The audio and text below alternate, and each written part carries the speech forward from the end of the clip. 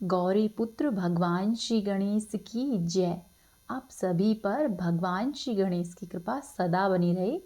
आज के इस वीडियो में आगे की कथा सुनाने से पहले मैं आपसे क्षमा चाहती हूँ कि उचित स्वास्थ्य नहीं होने के कारण मैं कल की महात्म्य कथा आपको नहीं सुना पाई। तो आज के इस अध्याय में आप दोनों दिन की कथाओं का श्रवण कर सकेंगे। तो आइए गणेश जी का ध्यान करते हुए हम कथाओं का शुभारंभ करते हैं। फिर श्री नारायण जी कहते हैं कि नारद, तदंतर उन दोनों पति और पत्नी यानी कि शिव जी और पार्वती ने बाहर जाकर पुत्र की मंगल कामना से हर्षपूर्वक ब्राह्मणों को अनेक प्रकार के रत्न दान किए तथा भिक्षुओं और वंदियों को भी विभिन्न प्रकार की वस्तुएं बांटी। उस अवसर पर शंकर जी ने अनेक प्रकार के बाजे बजवाए। हिमालय ने ब्राह्मणों को 1,00,000 रत्न, 1,000 श्रेष्ठ हाथी, 3,00,000 घोड़े, 10,000 गाय, 5,00,000 सोने की मुद्राएं तथा और भी मुक्ता, हीरे, रत्न आदि श्रेष्ठ मणियां थी, वे सब दान कर दिए। इसके अतिरिक्त दूसरे प्रकार के दान भी, जैसे कि वस्त्र, आभूषण और क्षीरसागर से उत्पन्न सभी तरह के अमूल्य रत्न आदि दान किए। कौतुकी विष्णु ने ब्राह्मणों को कौस्तुभ मणि का दान दिया। ब्रह्मा ने हर्षपूर्वक ब्राह्मणों को ऐसी अनेकों विशिष्ट वस्तुएं दान की जो कि सृष्टि में परम दुर्लभ थी तथा वे ब्राह्मण जिन्हें पाना चाहते थे उस तरह की वस्तुएं ब्रह्मा जी ने उन्हें दान की। इस तरह धर्म, सूर्य, इंद्र, देवगण, मुनिगण, गंधर्व, पर्वत तथा देवियों ने क्रमशः दान दिए। ब्राह्मण उस अवसर पर क्षीरसागर ने हर्षित होकर कौतूहलवश ही 1,000 माणिक्य, 100 कौस्तुभ मणि, 100 हीरक, 1,000 हरे रंग की श्रेष्ठ मणियां, 1,00,000 गोरत्न, 1,000 गजरत्न, श्वेत वर्ण के अन्यान्य अमूल्य रत्न, 1,00,00,000 स्वर्ण मुद्राएं और अग्नि में तपाकर शुद्ध किए हुए वस्त्र ब्राह्मणों को दान दिए। सरस्वती देवी ने अमूल्य रत्नों का बना हुआ एक ऐसा हार दिया जो कि तीनों लोकों में दुर्लभ था। वह अत्यंत ही निर्मल, सार रूप और अपनी प्रभा से सूर्य के प्रकाश की निंदा करने वाला था। मुने, शिवपुत्र के जन्मोत्सव में उपस्थित सभी लोगों ने इस प्रकार ब्राह्मणों को दान देकर तत्पश्चात उस शिशु के दर्शन किए। उस समय वे सब परमानंद में मग्न थे। मुने, उस दान में ब्राह्मणों तथा वंदियों को इतना धन मिला कि वे उसके भार को ढोने में असमर्थ थे। इसीलिए बोझ से घबराकर मार्ग में ठहर ठहर कर चलते थे। वे सभी विश्राम करते पूर्व काल के दाताओं की कथाएं कहते थे, जिसे कि वृद्ध एवं युवा भिक्षु प्रेम पूर्वक सुनते थे। नारद, उस अवसर पर विष्णु ने आनंद मग्न होकर दुंदुभी का शब्द कराया, गीत गवाए, नृत्य करवाया, वेदों और पुराणों का पाठ करवाया। फिर मुनिवरों को बुलाकर हर्षपूर्वक उनका पूजन किया, मांगलिक कार्य कराया और उनसे आशीर्वाद दिलाया। तत्पश्चात देवी तथा देवता गणों के साथ वे स्वयं भी बालक को शुभ आशीर्वाद देने लगे। विष्णु ने कहा कि बालक, तुम दीर्घायु हो, ज्ञान में शिव के समान हो, पराक्रम में मेरे समान और संपूर्ण सिद्धियों के ईश्वर हो जाओ। ब्रह्मा ने कहा कि वत्स, तुम्हारे यश से जगत पूर्ण हो जाए, तुम शीघ्र ही सर्वपूज्य हो जाओ और सबसे पहले तुम्हारी परम दुर्लभ पूजा हो। धर्म ने कहा कि पार्वती नंदन, तुम मेरे समान परम धार्मिक, सर्वज्ञ, दयालु, हरिभक्त और श्रीहरि के समान परम दुर्लभ हो जाओ।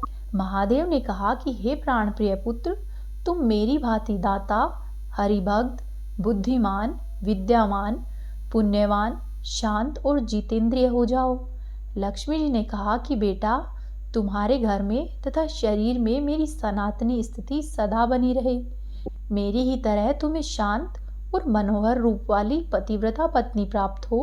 इसी तरह से सरस्वती देवी, देवी सावित्री, हिमालय, मेनका, वसुंधरा और पार्वती देवी सब ने अनेकों तरह के आशीर्वाद गणेश जी को प्रदान किए। तदंतर समागत सभी ऋषि मुनि और सिद्धों ने आशीर्वाद दिया और ब्राह्मणों तथा वंदियों ने सब प्रकार की मंगल कामना की।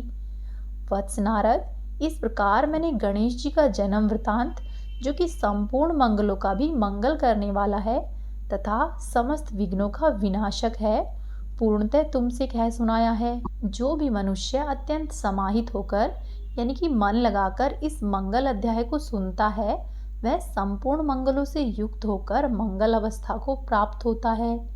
इसके श्रवण से पुत्रहीन को पुत्र, निर्धन को धन, कृपण को निरंतर धन प्रदान करने की शक्ति, भार्यार्थी को भार्या, प्रजाकामी को प्रजा और रोगी को आरोग्य मिलता है। दुर्भगा स्त्री को सौभाग्य, भ्रष्ट हुआ पुत्र, नष्ट हुआ धन और प्रवासी पति भी मिल जाता है। दुर्भगा स्त्री को सौभाग्य, भ्रष्ट हुआ पुत्र, नष्ट हुआ धन और प्रवासी पति मिल जाता है तथा शोकग्रस्त को सदा ही आनंद की प्राप्ति होती है, इसमें संदेह नहीं है। मुनि, गणेश आख्यान के सुनने से मनुष्य को पुण्य की प्राप्ति होती है। श्री नारायण जी कहते हैं कि नारद, इस प्रकार उस बालक को आशीर्वाद देकर श्रीहरि उस सभा में देवताओं और मुनियों के साथ एक रत्न निर्मित श्रेष्ठ सिंहासन पर विराजमान हुए। उनके दक्षिण भाग में शंकर थे, वाम भाग में प्रजापति ब्रह्मा और आगे धर्माताओं में श्रेष्ठ तथा जगत के साक्षी धर्म ने आसन ग्रहण किया। हे ब्राह्मण, फिर धर्म के समीप सूर्य, इंद्र, चंद्रमा, देवगण, मुनियों के समुदाय और पर्वत समूह सुखपूर्वक आसनों पर बैठे। इसी बीच महायोगी सूर्यपुत्र शनिश्चर शंकर नंदन गणेश जी को देखने के लिए वहां पर आए। उनका मुख अत्यंत ही नम्र था, आंखें कुछ मुंदी हुई थी और मन एकमात्र श्री कृष्ण में लगा हुआ था। अतः वे बाहर और भीतर श्री कृष्ण का स्मरण कर रहे थे। वे तपरूपी फल को खाने वाले तेजस्वी, धधकती हुई अग्नि की शिखा के समान प्रकाशमान, अत्यंत ही सुंदर, श्याम वर्ण, पीतांबरधारी और श्रेष्ठ थे। उन्होंने वहां पर पहले विष्णु, ब्रह्मा, शिव, सूर्य, धर्म, देवगणों और मुनिवरों को प्रणाम किया। फिर उनकी आज्ञा से वे उस बालक को देखने के लिए गए। भीतर जाकर शनिश्चर ने सिर झुकाकर पार्वती देवी को नमस्कार किया। उस समय वे पुत्र को छाती से चिपटाए रत्न सिंहासन पर विराजमान थी और आनंद पूर्वक मुस्कुरा रही थी। 5 सखियां निरंतर ही उन पर श्वेत चवर डुलाती थी। वे सखी के द्वारा दिए गए सुवासित तांबुल यानी कि पान को चबा रही थी। उनके शरीर पर अग्नि से तपाकर शुद्ध की हुई साड़ी थी। रत्नों के आभूषण उनकी शोभा बढ़ा रहे थे। सहसा ही सूर्यनंदन शनेश्वर को सिर झुकाए देखकर पार्वती जी ने उन्हें शीघ्र ही शुभ आशीर्वाद दिया और फिर उनसे वार्तालाप करके कुशल मंगल पूछा। पार्वती जी ने पूछा कि हे ग्रहेश्वर, इस समय तुम्हारा मुख नीचे की ओर क्यों झुका हुआ है तथा तुम मुझे अथवा इस बालक की ओर क्यों नहीं देख रहे हो? मैं इसका कारण सुनना चाहती हूँ। तब शनेश्वर ने कहा कि हे साध्वी, सारे जीव अपनी इच्छा के अनुसार अपनी करनी का फल भोगते हैं, क्योंकि जो भी शुभ अथवा अशुभ कर्म होता है उसका करोड़ों कल्पों में भी विनाश नहीं होता। जो शुभ कर्म करते हैं वह भी मनुष्य के पास लौट कर आते हैं और अशुभ कर्म किए जाते हैं उनका परिणाम भी अवश्य ही लौटता है। जीव कर्म के अनुसार ब्रह्मा, इंद्र और सूर्य के भवन में जन्म लेते हैं। कर्म से ही वे मनुष्य के घरों में और कर्म से ही पशु पक्षी बनते हैं। कर्म से वे नरक में जाते हैं और कर्म से ही वैकुंठ पाते हैं। अपने कर्म के अनुसार ही मनुष्य चक्रवर्ती राजा हो जाते हैं और कर्म से ही वे नौकर भी होते हैं। माता, कर्म से ही वे सुंदर होते हैं, कर्म से ही रोगग्रस्त बनते हैं। अपने कर्म से ही मनुष्य को उत्तम पत्नी, उत्तम पुत्र और निरंतर सुख की प्राप्ति होती है तथा कर्म से ही वह पुत्रहीन, दुष्ट स्वभाव की स्त्री का स्वामी अथवा स्त्रीहीन रहता है। हे शंकर वल्लभे, मैं एक परम गोपनीय इतिहास बताता हूँ। यद्यपि वह लज्जाजनक है और माता के समक्ष कहने योग्य नहीं है। मैं कहता हूँ, सुनिए। मैं बचपन से ही श्री कृष्ण का भक्त था। मेरा मन सदा ही एकमात्र श्री कृष्ण के ध्यान में लगा रहता था। मैं विषयों से विरक्त होकर निरंतर ही तपस्या में लगा रहता था। पिताजी ने चित्ररथ की कन्या से मेरा विवाह करा दिया। वह सती साध्वी नारी अत्यंत ही तेजस्विनी और हमेशा ही तपस्या में लगी रहने वाली थी। एक दिन ऋतु स्नान करके वह मेरे पास आई। उस समय मैं भगवत चरणों का ध्यान कर रहा था। मुझे ब्रह्म ज्ञान बिल्कुल नहीं था। पत्नी ने अपना ऋतुफल निष्फल जानकर मुझे श्राप दे दिया कि तुम अब जिसकी ओर दृष्टि करोगे वह नष्ट हो जाएगा। तदंतर जब मैं ध्यान से विरत हुआ तब मैंने उस सती को संतुष्ट किया, परंतु अब तो वह श्राप से मुक्त कराने में असमर्थ थी। अतः मैं पश्चाताप करने लगी, माता इसी कारण मैं किसी भी वस्तु को अपने नेत्रों से नहीं देखता, और तभी से मैं जीव हिंसा के भय से स्वाभाविक ही अपने मुख को नीचे करके रहता हूँ। मुने, शनिश्चर की बातों को सुनकर पार्वती जी हंसने लगी और नर्तकियों तथा किन्नरियों का समुदाय ठहाका मारकर हंस पड़ा। श्री नारायण जी कहते हैं कि नारद, शनिश्चर का वचन सुनकर पार्वती जी ने परमेश्वर श्रीहरि का स्मरण किया और सारा जगत ईश्वर की इच्छा के वशीभूत है, यूं कहा। फिर पार्वती देवी ने कौतूहल वशी शनिश्चर से कहा कि तुम मेरी तथा मेरे पुत्र की ओर देखो, भला इसमें कर्मफल भोग को कौन हटा सकता है। तब पार्वती जी के वचन सुनकर शनिश्चर स्वयं मन ही मन विचार करके कहने लगे कि ओहो, क्या मैं इस पार्वती नंदन पर दृष्टिपात करूं अथवा नहीं करूं, क्योंकि यदि मैं बालक को देख लूंगा तो निश्चय ही इसका अनिष्ट हो जाएगा। यूं कहकर धर्मात्मा शनिश्चर ने धर्म को साक्षी बनाकर बालक को तो देखने का विचार किया, परंतु बालक की माता को नहीं। शनिश्चर का मन तो पहले से ही खिन्न था, उनके ओठ, कंठ और तालु सूख गए थे। फिर भी उन्होंने अपने बाएं नेत्र के कोने से शिशु के मुख की ओर निहारा। मुने, शनि की दृष्टि पड़ते ही शिशु का मस्तक धड़ से अलग हो गया। तब शनिश्चर ने अपनी आंखें फेर ली और नीचे मुख करके खड़े हो गए। इसके बाद उस बालक का खून से लथपथ पड़ा हुआ सारा शरीर तो पार्वती जी की गोद में पड़ा रहा, परंतु मस्तक अपने अभिष्ट गोलोक में जाकर श्री कृष्ण में लीन हो गया। यह देखकर पार्वती देवी बालक को हृदय से लगाकर फूट फूट कर विलाप करने लगी और उन्मत्त की भांति भूमि पर गिरकर मूर्छित हो गई। तब वहां पर उपस्थित सभी देवता, देवियां, पर्वत, गंधर्व, शिव तथा कैलाशवासी जन यह दृश्य देखकर आश्चर्यचकित हो गए। उस समय उनकी दशा चित्रलिखित पुतलियों के समान जड़ हो गई, यानी कि जो जहां पर था वो वहीं पर स्थिर रह गया। कोई भी कुछ भी बोलने, सुनने या समझने की स्थिति में नहीं था। इस प्रकार उन सबको मूर्छित देखकर श्रीहरि गरुड़ पर सवार हुए और उत्तर दिशा में स्थित पुष्पभद्रा के निकट गए। वहां पर पुष्पभद्रा नदी के तट पर वन में स्थित एक गजेंद्र को देखा, जो कि निद्रा के वशीभूत हो बच्चों से घिरकर हथिनी के साथ सो रहा था। उसका सिर उत्तर दिशा की ओर था, मन परम आनंद से परिपूर्ण था और वह सूरत के परिश्रम से थका हुआ था। फिर तो श्रीहरि ने शीघ्र ही सुदर्शन चक्र से उसका सिर काट लिया और रक्त से भीगे हुए उस मनोहर मस्तक को बड़े ही हर्ष के साथ गरुड़ पर रख लिया। गज के कटे हुए अंग के गिरने से हथनी की नींद टूट गई। तब अमंगल शब्द करती हुई उस हथनी ने अपने बच्चों को भी जगाया। फिर वह शोक से व्याकुल होकर बच्चों के साथ बिलख बिलख कर चित्कार करने लगी। तत्पश्चात जो लक्ष्मी जी के स्वामी हैं, जिनका स्वरूप परम शांत है, जिनके कर कमलों में शंख, चक्र, गदा और पद्म शोभा पाते हैं, उन परमेश्वर का उसने स्तवन किया। विप्रवर उसकी स्तुति से प्रसन्न होकर भगवान ने उसे वरदान दिया और दूसरे गज का मस्तक काटकर उसके धड़ पर जोड़ दिया। फिर उन ब्रह्मवेता ने ब्रह्म ज्ञान से उसे जीवित कर दिया और उस गजेंद्र के सर्वांग में अपने चरण कमल का स्पर्श कराते हुए कहा कि गज, तू अपने कुटुंब के साथ एक कल्प पर्यंत तक जीवित रहे। ऐसा कहकर मन के समान वेग वाले भगवान कैलाश पर आ पहुंचे। वहां पर पार्वती के वास स्थान पर आकर उन्होंने बालक को अपने हृदय से लगा लिया और उस हाथी के मस्तक को सुंदर बनाकर बालक के धड़ से जोड़ दिया। फिर ब्रह्म स्वरूप भगवान ने ब्रह्म ज्ञान से उच्चारण किया और खेल ही खेल में उसे जीवित कर दिया। पुनः श्री कृष्ण ने पार्वती जी को सचेत करके उस शिशु को उनकी गोद में रखा और आध्यात्मिक ज्ञान के द्वारा पार्वती को समझाना शुरू किया। विष्णु जी ने कहा कि शिवे, तुम तो जगत की बुद्धि स्वरूपा हो, क्या तुम नहीं जानती कि ब्रह्मा से लेकर कीट पर्यंत सारा जगत अपने कर्म के अनुसार फल भोगता है। प्राणियों को अपने कर्म का भोग भोगना ही पड़ता है, वह 100 करोड़ कल्पों तक प्रत्येक योनि में शुभ और अशुभ फल को नित्य ही पाता है।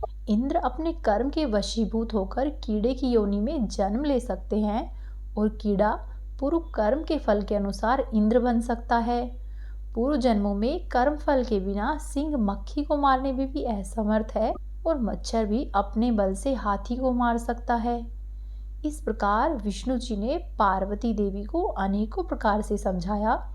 तब विष्णु जी के कथन सुनकर पार्वती देवी का मन संतुष्ट हो गया। तब वे उन गदाधर भगवान को प्रणाम करके शिशु को स्नेह करने लगी। तदंतर प्रसन्न हुई पार्वती जी ने शंकर जी की प्रेरणा से अंजलि बांधकर भक्ति पूर्वक उन कमलापति भगवान विष्णु की स्तुति की।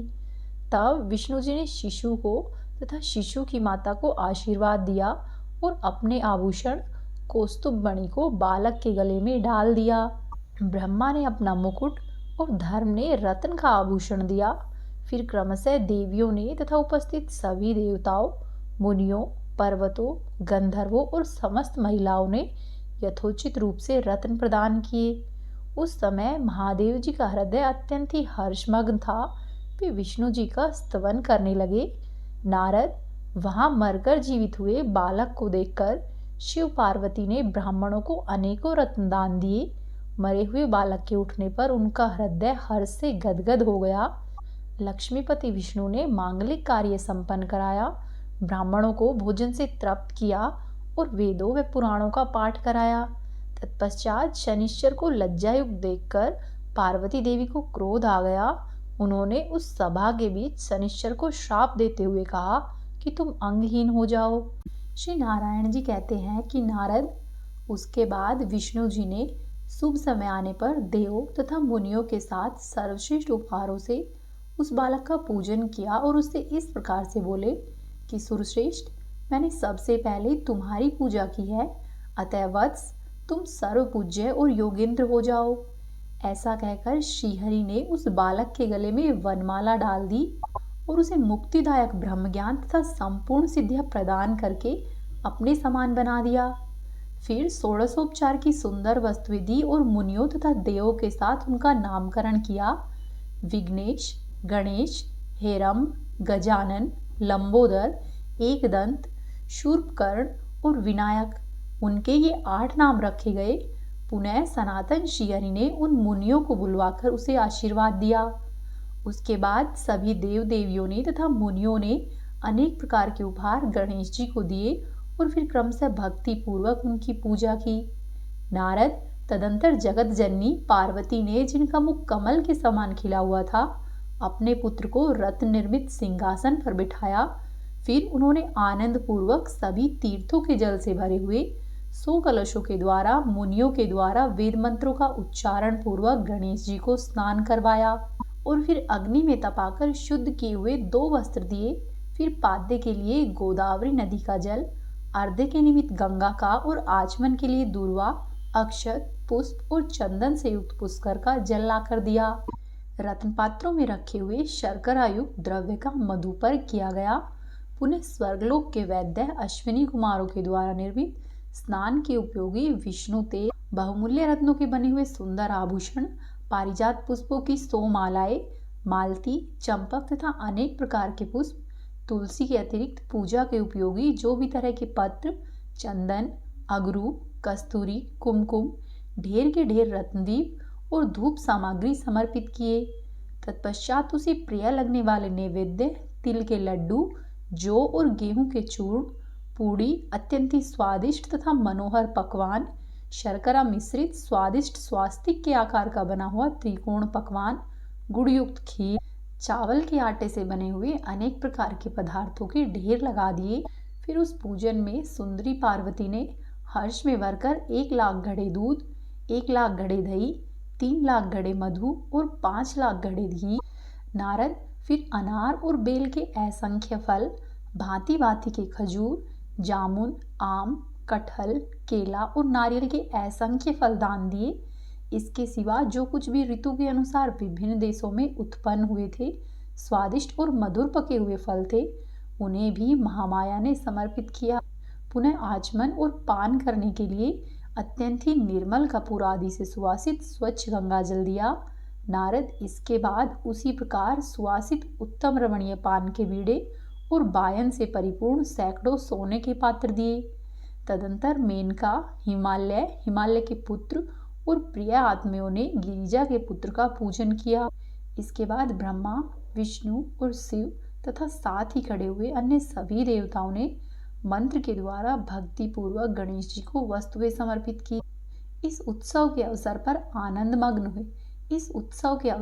आनंद मग्न हुए देवताओं ने इस मंत्र से शिशु की पूजा करके अनेक प्रकार के बाजे बजवाए, उत्सव करवाया, ब्राह्मणों को भोजन कराया, फिर उन ब्राह्मणों को तथा विशेष वंदनियों को दान दिया। श्री नारायण जी कहते हैं कि नारद उसके बाद उस सभा के बीच परम भक्ति पूर्वक संपूर्ण विघ्नों के विनाशक उन गणेश्वर की भलीभांति पूजा करके वे सभी स्तुति करने लगे।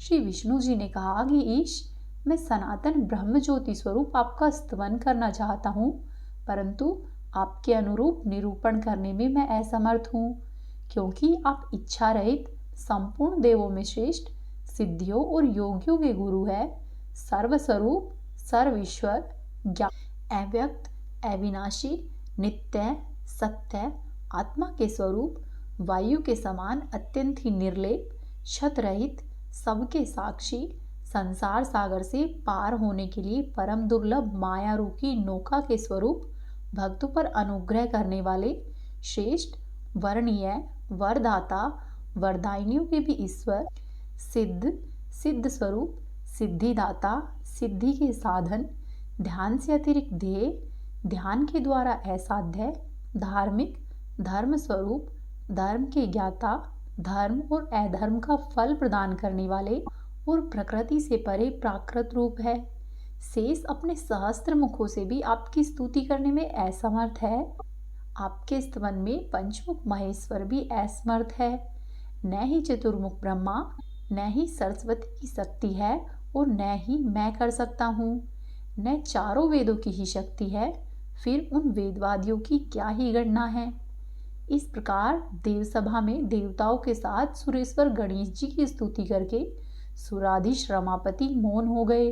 मुने, जो मनुष्य एकाग्रचित होकर भक्ति भाव से प्रातः, मध्याह्न और सायंकाल के समय इस विष्णुकृत गणेश स्तोत्र का पाठ करता है, विघ्नेश्वर उसके समस्त विघ्नों का विनाश कर देते हैं। सदा ही उन सबके कल्याण में वृद्धि होती है और वह स्वयं भी कल्याणजनक हो जाता है।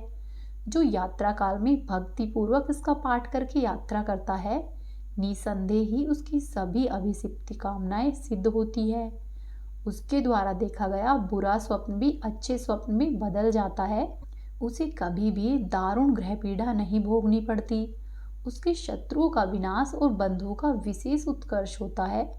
निरंतर ही विघ्नों का क्षय और सदा ही संपत्ति की वृद्धि होती है। उसके घर में पुत्र पौत्र को बढ़ाने वाली लक्ष्मी स्थिर रूप से वास करती है। वह इस लोक में संपूर्ण ऐश्वर्यों को भोगकर अंत में विष्णु पद को पाता है। तीर्थों, यज्ञों और संपूर्ण महादानों से जो फल मिलता है, वह उस मनुष्य को श्री गणेश जी की कृपा से प्राप्त हो जाता है।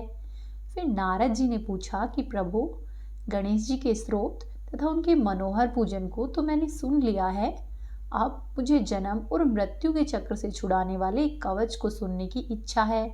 श्री नारायण जी ने कहा कि नारद, उस देवसभा के मध्य जब गणेश जी की पूजा समाप्त हुई, तब शनैश्चर ने सबके तारक जगत गुरु विष्णु जी से कहा। शनैश्चर बोले कि वेदवताओं में श्रेष्ठ भगवान, संपूर्ण दुखों के विनाश और दुख की परिपूर्णतम शांति के लिए विघ्नहर्ता गणेश जी के कवच का वर्णन कीजिए। प्रभु, हमारा माया शक्ति के साथ विवाद हो गया है, अतः उस विघ्न के प्रमोशन के लिए मैं उस कवच को धारण करूंगा। तदंतर भगवान विष्णु ने कवच की गोपनीयता और महिमा को बताते हुए कहा, सूर्य नंदन, 10 लाख जप करने से कवच सिद्ध हो जाता है। जो मनुष्य कवच सिद्ध कर लेता है, वह मृत्यु को भी जीतने में समर्थ हो जाता है। सिद्ध कवच वाला मनुष्य उसके ग्रहण करने से भूतल पर चिरंजीवी, सर्वत्र विजयी और पूज्य हो जाता है। इस माला मंत्र को तथा इस पुण्य कवच को धारण करने वाले मनुष्य के सभी पाप कट जाते हैं।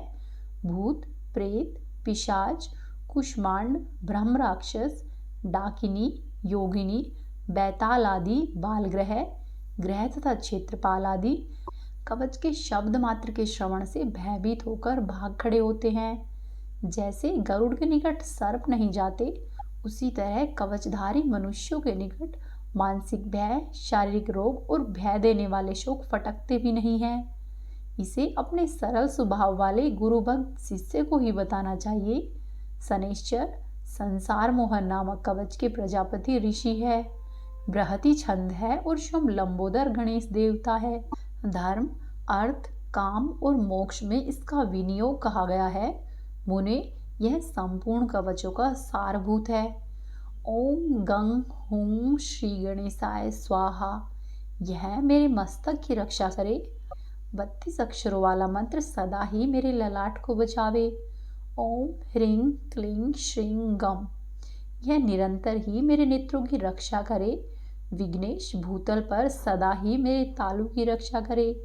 ओम ह्रीं श्रीं क्लीं, यह निरंतर ही मेरी नासिका की रक्षा करे।